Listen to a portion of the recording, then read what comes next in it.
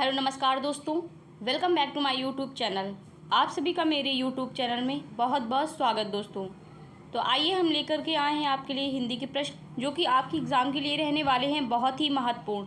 ठीक है दोस्तों, तो आपका ज़्यादा समय ना वेस्ट करते हुए हम चलते हैं इन प्रश्नों की तरफ। ठीक है, देखिए दोस्तों, पहला प्रश्न क्या कर रहा है। कह रहा है जिसका जन्म अंडे से होता हो के लिए एक शब्द है। जिसका जन्म अंडे से होता हो उसके लिए एक शब्द क्या होगा, बताइए। पक्षी, अंडाणु, अंडज या फिर अंत्यज। दोस्तों इसका सही ऑप्शन जो होगा अंडज होगा। क्या होगा? अंडज। सी ऑप्शन आपका सही होगा। अगर मैं आपसे बोलूं जिसका जन्म निम्न वर्ण में हुआ हो, जिसका जन्म, लिखिए आप लोग, जिसका जन्म निम्न वर्ण में हुआ हो। किस में हुआ हो?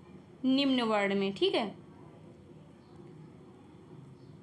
निम्न वर्ण में हुआ हो उसे क्या कहेंगे आप लोग, बताइए। जिसका जन्म निम्न वर्ण में हुआ हो उसे क्या कहेंगे दोस्तों, बताइए। उसे हम कहेंगे अंत्यज। क्या कहेंगे? अंत्यज। जो ऑप्शन नंबर डी में लिखा है, कहाँ लिखा है? ये लिखा है। ठीक है, जिसका जन्म निम्न वर्ण में हुआ हो उसे अंत्यज कहेंगे, अंत्यज कहेंगे। और जिसका जन्म अंडे से होता हो उसे हम अंडज बोलेंगे। ठीक है दोस्तों, आज और कल 2-3 दिन हमारी वीडियो कुछ देर में पढ़ पाएंगे, उसके लिए हम क्षमा प्रार्थी हैं आपके। हमें क्षमा करना, माफ़ करना। ठीक है, और किसी कारणवश जल्दी टाइम से नहीं डाल पाएंगे, मतलब 4 बजे हम डाल देते हैं। वैसे 4 साढ़े 4 बजे तक तो वीडियो आपकी पड़ जाती है दोस्तों। कुछ 2-3 दिन थोड़ा सा काम है, इस वजह से लेट में वीडियो आ रही है। ठीक है, तो आप लोग टेंशन बिल्कुल मत लीजिएगा, लेकिन आपकी वीडियो आएगी ज़रूर। ठीक है, तो चलते हैं हम अगले प्रश्न की तरफ। अगला प्रश्न कह रहा है दोस्तों हमारा, देखिए, कह रहा है निम्न में अमृत का अनेकार्थक शब्द नहीं है। अमृत का अनेकार्थक शब्द नहीं है, बताइए। स्वर्ण, पारा, दूध, मोती। अमृत का अनेकार्थक शब्द कौन सा नहीं है दोस्तों, बताइए। वो हमारा ऑप्शन है मोती। क्या है? मोती। डी ऑप्शन सही है। ठीक है, स्वर्ण, स्वर्ण, पारा, दूध, ये के तीनों क्या हैं? अमृत के अनेकार्थक शब्द हैं, जबकि मोती अमृत का अनेकार्थक शब्द नहीं है। ठीक है, आइए चलते हैं थर्ड नंबर प्रश्न में। कह रहा है अमृतलाल नागर के उपन्यास मानस का हंस कथा वस्तु है। अमृतलाल नागर के उपन्यास जो हैं मानस का हंस कथा वस्तु है, बताइए। कैसी कथा वस्तु है? बुंदेलखंड का सांस्कृतिक जीवन है, लोरी चंदा की लोक कथा है, या फिर तुलसीदास का मानसिक विकास है। और डी ऑप्शन कह रहा है इनमें से कोई भी नहीं, बताइए। सही ऑप्शन क्या होगा दोस्तों?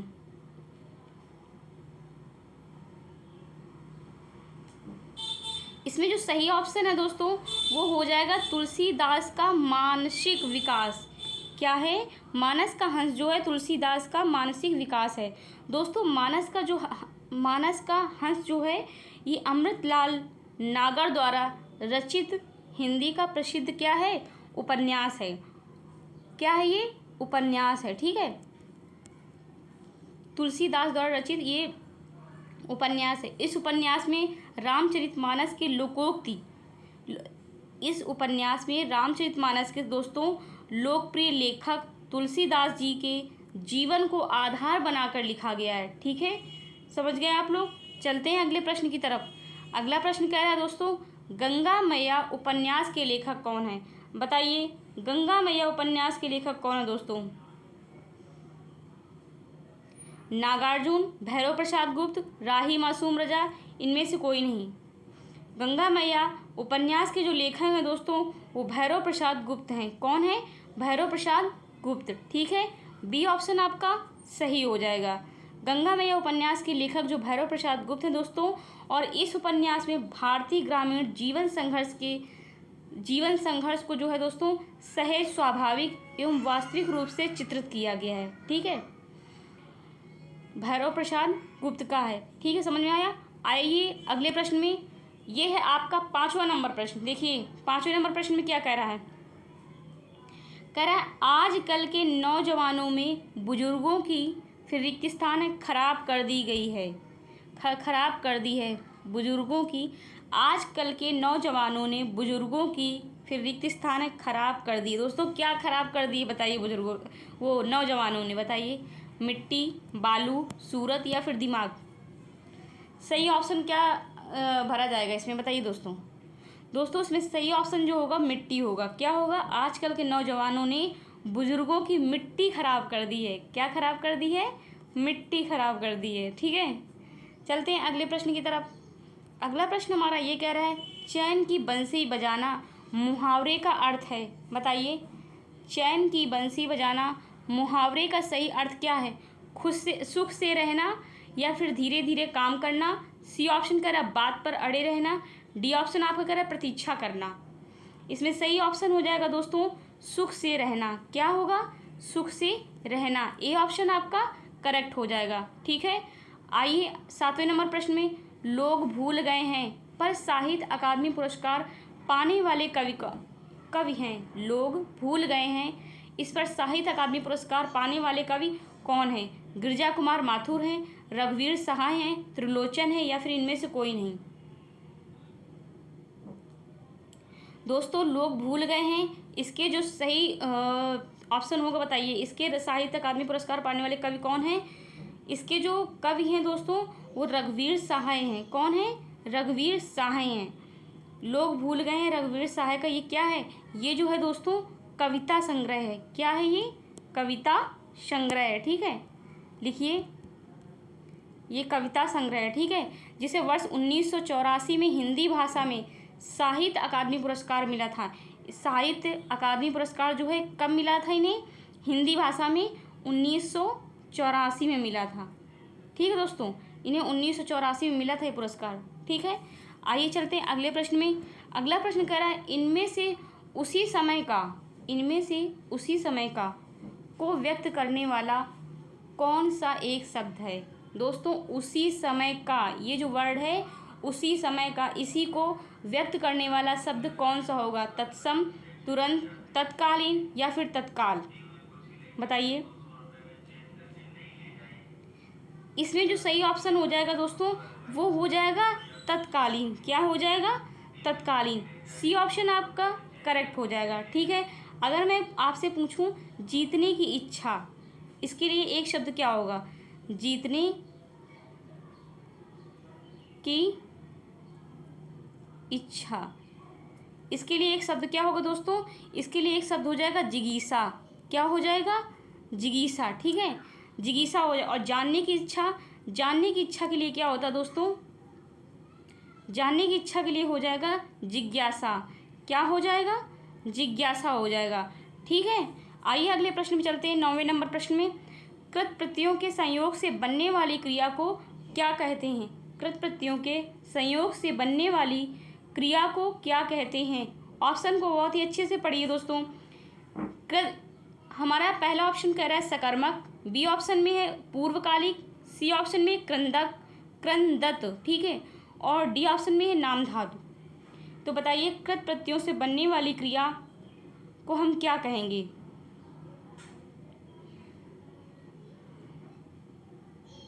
उसी हम कहेंगे दोस्तों कृदंत। कृदंत मैंने पढ़ा था ना शायद दोस्तों, गलत वर्ड मैंने पढ़ दिया था, ये कृदंत लिखा है। क्या लिखा है, कृदंत लिखा है। ठीक है, तो इसका सही ऑप्शन हो जाएगा सी। कृत प्रत्ययों के संयोग से बनने वाली क्रिया को हम कृदंत कहेंगे। ठीक है, अक्षर देखिए दोस्तों, प्रत्यय उस अक्षर या अक्षर समूह को कहते हैं जो शब्द रचना के निमित्त शब्द के पीछे लगाया जाता है। ठीक है, जैसे बूढ़ा, बूढ़ा में अगर हम पा लगा दें तो ये हमारा प्रत्यय हो जाएगा।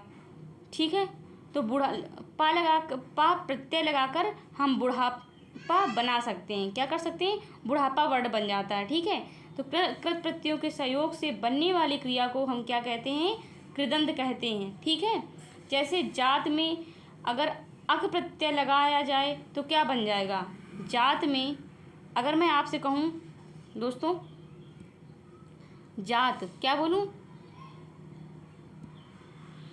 सॉरी दोस्तों जल्दी आइए, आप क्वेश्चन गड़बड़ा गया आपका ना। देखिए ये क्वेश्चन है आपका दोस्तों, मैंने क्या पूछा था, जात, और जात में मैंने कहा है आपसे क्या लगाने के लिए, अक। अग ये आपका क्या है, प्रत्यय है, ठीक है। अगर जात में हम ये अग प्रत्यय लगा देंगे तो क्या बन जाएगा बताइए, सही शब्द क्या बनेगा, बन जाएगा जातक। क्या बन जाएगा, जातक, ठीक है, समझ में आया, जातक हो जाता है। तो सही ऑप्शन इसमें क्या होगा, कृदंत होगा। सी ऑप्शन आपका सही हो जाएगा, ठीक है। आइए अगले प्रश्न में, 9वां नंबर प्रश्न देखिए। 9वां नंबर प्रश्न क्या कह रहा है, कह रहा है जो भेदा ना जा सके वाक्य के लिए एक शब्द है। बताइए दोस्तों, जो भेदा ना जा सके वाक्य के लिए एक शब्द क्या होगा, सर्वशक्तिमान, अभेद, दुर्भाव या फिर इनमें से कोई नहीं। दोस्तों, जो भेदा ना जा सके उसके लिए सही शब्द हो जाएगा अभेद। क्या हो जाएगा, अभेद। बी ऑप्शन आपका सही हो जाएगा, ठीक है। अगर मैं आपसे ये बोलूं, जो पुरुष लोहे जैसा मजबूत है उसे क्या कहेंगे, जो पुरुष लोहे जैसा मजबूत है उसे क्या कहेंगे, उसे हम कहेंगे दोस्तों लौह पुरुष। क्या कहेंगे, लौह पुरुष, ठीक है, लौह पुरुष कहेंगे। और जिसे कठिनाई से भेदा जा सके उसे क्या कहेंगे, जिसे कठिनाई से भेदा जा सके दोस्तों उसे हम कहेंगे दुर्भेद। क्या कहेंगे, दुर्भेद। दोस्तों इसमें जगह नहीं है, आप मेरे शब्दों को सुनिए और फिर लिखिए, ठीक है। दुर्भेद कहेंगे। मैंने पहले में इसमें लौह पुरुष वाले में बताया था, जो पुरुष लोहे जैसा मजबूत हो उसे लौह पुरुष कहते हैं, ठीक है, एक शब्द में। और जो जिसे कठिनाई से भेदा जा सके, जिसे कठिनाई से भेदा जा सके उसे दुर्भेद कहते हैं, ठीक है। और जो सर्वशक्तिमान, जो सर्वशक्ति संपन्न है उसे सर्वशक्तिमान कहते हैं, ठीक है। तो इसमें सही ऑप्शन हो जाएगा बी। आगे चलते हैं अगले प्रश्न में दोस्तों। व्याल, उरग, पन्नग निम्न में से किसके पर्यायवाची शब्द हैं दोस्तों, भौरा का है, हाथी का है, सियार या फिर सांप। बताइए। व्याल, उरग, पन्नग जो हैं दोस्तों, ये तीनों की तीनों जो हैं वो किसके पर्यायवाची हैं, ये है हमारे सांप के। किसके हैं, सांप के। अगर मैं आपसे कहूँ भौरा का पर्यायवाची बताइए तो आप भौरा का क्या बताएंगे, बताइए दोस्तों। भौरा का हो जाता है भ्रमर। क्या हो जाएगा, भ्रमर हो जाएगा। और क्या हो जाएगा, मतंग हो जाएगा। क्या हो जाएगा, मतंग भी, सॉरी मतंग इसका नहीं होता है दोस्तों, गलत है ये, इसका सही ऑप्शन तो सांप हो जाएगा। मैंने भौरा का बताने की कोशिश की थी ना, तो भौरा का देखिए पहला लिखिए भ्रमर, भ्रमर हो जाएगा। और क्या हो जाएगा, मधुप हो जाएगा। क्या, मधुप। क्या हो गया, मधुप, ठीक है। और मधुकर देखिए, और क्या हो जाएगा, मधुकर भी हो जाएगा। और अली भी हो जाएगा, अली। ये सब तो दोस्तों कई बार आपके एग्ज़ाम में आया भी है, अली वाला, ठीक है। अगर मैं हाथी का पूछूं आपसे तो दोस्तों हाथी का हमारा गज हो जाएगा। क्या हो जाएगा, गज। और मतंग हो जाए, इसका होगा मतंग दोस्तों, हाथी का होगा, मैंने उसमें बता दिया था, ठीक है। मतंग किसका हो गया, हाथी का हो गया। गज, मतंग। और क्या बोलेंगे हम, इसे कह देंगे गजेंद्र। क्या कहेंगे दोस्तों, गजेंद्र भी कहते हैं हाथी को, ठीक है। और क्या कहेंगे, मदकल। क्या कहेंगे, मदकल, ठीक है। तो सही ऑप्शन इसमें क्या हो गया, सांप हमारा सही ऑप्शन है। व्याल, उरग, पन्नग जो हैं वो सांप के पर्यायवाची हैं, ठीक है। चलिए अगले प्रश्न में, यहाँ पढ़ा नहीं जाता, यहाँ पढ़ा नहीं जाता वाक्य में कौन सा वाच्य प्रयुक्त हुआ है, कर्मवाच्य, भाववाच्य, अवधिवाच्य या फिर इनमें से कोई नहीं। बताइए। यहाँ पढ़ा नहीं जाता कौन सा वाच्य है दोस्तों, ये है हमारा भाववाच्य। क्या है, भाववाच्य है। बी ऑप्शन आपका सही हो जाएगा, ठीक है। आइए अगले प्रश्न की तरफ। कह रहा है निम्न में कौन सा उपन्यासकार साहित्य अकादमी पुरस्कार से सम्मानित नहीं है, निम्न में से कौन सा उपन्यासकार साहित्य अकादमी पुरस्कार से सम्मानित नहीं है। बताइए। जैनेन्द्र, भगवती चरण वर्मा, मन्नू भंडारी, अमृतलाल नगर। इसमें सही ऑप्शन जो हो जाएगा दोस्तों मन्नू भंडारी, ठीक है, मन्नू भंडारी, ठीक है। सी ऑप्शन आपका सही हो जाएगा। अगर देखिए दोस्तों, साहित्य अकादमी पुरस्कार जो है प्रतिवर्ष जो है मान्यता प्राप्त भारत की 24 प्रमुख भाषाओं में से प्रत्येक में प्रकाशित सर्वोत्कृष्ट साहित्यिक कृति को प्रदान की जाती है। ठीक है। और भगवती चरण वर्मा को जो है दोस्तों, इसमें क्या है, भगवती चरण वर्मा भी दिया है एक ऑप्शन। देखिए, भगवती चरण वर्मा को दोस्तों 1961 में भूले बिसरे चित्र के लिए ये अवार्ड मिला था। ठीक है, साहित्य अकादमी पुरस्कार 1961 में भूले बिसरे उपन्यास जो इनका था उसके लिए इन्हें मिला था। ठीक, 1961 लिख लेना। ठीक है, आइए चलते हैं अगले प्रश्न की तरफ। अगला प्रश्न कह रहा है, वही है आपका साहित्य अकादमी पुरस्कार मन्नू भंडारी। ठीक है, सी ऑप्शन सही है इसमें। चलिए, निम्न में से सही वाक्य का पहचान कीजिए। बताइए दोस्तों, सही वाक्य कौन सा है इसमें? ये बहुत ही अच्छे से पढ़िए। चलिए आप लोग पढ़िए। कह रहा है श्री कृष्ण के अनेकों नाम हैं। क्या? श्री कृष्ण के अनेकों नाम हैं। गलत है दोस्तों, अनेकों तो शब्द होता ही नहीं है। श्री कृष्ण के अनेक नाम हैं, सही है ना। चलते हैं सी ऑप्शन में पढ़िए। श्री कृष्ण को अनेकों नाम है, मैंने अभी जस्ट बताया अनेकों तो वर्ड होता नहीं, अनेकों तो होगा ही नहीं, और को कहाँ से आ गया? श्री कृष्ण को, ये भी गलत हो गया। श्री कृष्ण का अनेक नाम है, श्री कृष्ण का अनेक नाम है, का नहीं लगेगा, पर सर गलती है दोस्तों। तो श्री कृष्ण के अनेक नाम हैं। अनेक ऑलरेडी बहुवचन ही होता है दोस्तों। ठीक है, अनेकों उसका बहुवचन नहीं बना सकते, ये एक वचन बहुवचन दोनों में प्रयोग होता है अनेक। ठीक है, तो सही ऑप्शन जो हमारा है वो बी सही है। ठीक है दोस्तों, आइए अगले प्रश्न की तरफ। इसमें कह रहा है कौन सा विकल्प अनेकार्थक शब्द की जोड़ी नहीं है? बताइए, कौन सा विकल्प अनेकार्थक शब्द की जोड़ी नहीं है? ऑप्शन देखिए, अच्छे से बताइए। अंक, चिन्ह, भाग, कोट, किला, एक प्रकार का वस्त्र, बलि, उपहार, कर, सर, श्रद्धेय, तालाब। बताइए दोस्तों।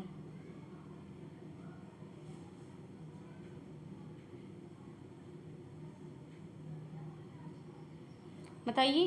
तो दोस्तों इसमें सही ऑप्शन जो हो जाएगा वो डी हो जाएगा। क्या हो जाएगा? डी, सर, श्रद्धेय, तालाब। ये ऑप्शन आपका सही जोड़ी नहीं है। ठीक है, अंक, चिन्ह, भाग जो और का, कोट, किला, एक प्रकार का वस्त्र तथा बाल, उपहार, कर शब्द का अनेकार्थक शब्द है, बट ये नहीं है एक दूसरे के। ठीक है, चलते हैं अगले प्रश्न में। अगला प्रश्न जो हमारा कह रहा है क्रिया का मूल रूप क्या कहलाता है? दोस्तों, क्रिया का मूल रूप क्या कहलाता है? बताइए। धातु, कर्म, उपसर्ग या फिर प्रत्यय? दोस्तों, क्रिया का मूल रूप जो है वो धातु कहलाता है। क्या कहलाता है? धातु। ए ऑप्शन आपका सही हो जाएगा। जैसे मूल धातु पढ़ से पढ़ना, खेल से खेलना आदि, ये बनते हैं ना, तो ये धातु हमारी क्या हो गई? क्रिया का मूल रूप हो गया। ठीक है, आइए 17 नंबर प्रश्न में कह रहा है निम्न व्यंजनों में से नासिक व्यंजन कौन सा है? नासिक व्यंजन दोस्तों बताया था मैंने, पंचमा अक्षर। पंचमा अक्षर जो है दोस्तों वो हमारा नासिक व्यंजन होता है। ठीक है, तो पंचमा अक्षर कौन सा है? ना, चा, श या फिर डा? डा होगा दोस्तों, डा डक्कन ना। बताइए।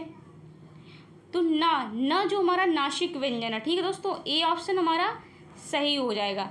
चलिए अगले प्रश्न की तरफ। कह रहा है राजेश जोशी को साहित्य अकादमी पुरस्कार किस रचना पर प्राप्त हुआ? 18 नंबर प्रश्न देखिए दोस्तों। राजेश जोशी को साहित्य अकादमी पुरस्कार किस रचना पर प्राप्त हुआ? दो पंक्तियों के बीच, या फिर नेपथ्य में मिट्टी का चेहरा, और तीसरा सी ऑप्शन आपका दिया एक दिन बोलेंगे पेड़, और डी ऑप्शन आपका है नेपथ्य में हंसी। सही ऑप्शन कौन सा होगा दोस्तों? बताइए। इसमें सही ऑप्शन जो है दोस्तों वो है दो पंक्तियों के बीच। ठीक है, राजेश जोशी को दोस्तों साहित्य अकादमी पुरस्कार जो है 2002 में उनकी कविता जो है, ये कविता संग्रह है, ये कविता संग्रह क्या है? कविता संग्रह दो पंक्तियों के बीच के लिए प्रदान किया गया था। ठीक है, मिट्टी का चेहरा, एक दिन बोलेंगे पेड़, नेपथ्य में हंसी इनके अन्य काव्य संग्रह हैं। ये क्या है? अन्य क्या है दोस्तों? ये जो है इनके काव्य संग्रह हैं। ठीक है दोस्तों, चलते हैं अगले प्रश्न की तरफ। अगला प्रश्न कह रहा है देखिए 19 नंबर प्रश्न में आइए, कह रहा है मोक्ष प्राप्त। मोक्ष प्राप्त शब्द का समास विग्रह करने पर कौन सी विभक्ति मिलती है? मोक्ष प्राप्त शब्द का समास विग्रह करने पर कौन सी विभक्ति मिलती है दोस्तों? के लिए, से, द्वारा, को। तो क्या कहेंगे, पहले से तोड़िए शब्द को। मोक्ष को प्राप्त, क्या कहेंगे? मोक्ष को प्राप्त, ठीक है। मोक्ष प्राप्त को क्या बोलेंगे? मोक्ष को प्राप्त, ठीक है। तो इसको क्या होगा, विभक्ति क्या हो जाएगा? को हो जाएगा। क्या हो जाएगा? को हो जाएगा। डी ऑप्शन हमारा सही हो जाएगा, ठीक है दोस्तों। आइए अगले प्रश्न की तरफ। कह रहा है सुरेंद्र वर्मा को साहित्य अकादमी पुरस्कार किस वर्ष प्रदान किया गया? आपका लास्ट क्वेश्चन है दोस्तों, सुरेंद्र वर्मा को साहित्य अकादमी पुरस्कार किस वर्ष प्रदान किया गया? दोस्तों 1995, इस सन में हलंत लगेगा नाम में, ठीक है। तो बताइए, सुरेंद्र वर्मा को साहित्य अकादमी पुरस्कार 1996 में मिला था। 1996 में उपन्यास, इनका उपन्यास था कौन सा? उपन्यास था इनका कौन सा? मुझे चांद चाहिए के लिए प्रदान किया गया था। इनका उपन्यास था मुझे चांद चाहिए। क्या हुआ? मुझे चांद चाहिए। इसके लिए इन्हें क्या मिला था? साहित्य अकादमी पुरस्कार मिला था, ठीक है दोस्तों। और भी 1996 में मिला था, ठीक है। अब आपकी वीडियो समाप्त हुई, और आज की वीडियो लेट से पढ़ने के लिए हम आपसे माफ़ी मांगते हैं दोस्तों। कल भी हमारी लेट ही पड़ेगी, पहले बता रहे हैं, ठीक है। तो वीडियो पसंद आई हो दोस्तों तो वीडियो को लाइक करें, शेयर करें और चैनल को सब्सक्राइब ज़रूर करें, ठीक है दोस्तों। आप लोग खुश रहें, स्वस्थ रहें, मस्त रहें और खुश रहें, ठीक है। तो दोस्तों लाइक शेयर और क्या मैंने बोला है, सब्सक्राइब, ठीक है, भूलना नहीं। ऑल द बेस्ट दोस्तों। जय हिंद, जय भारत।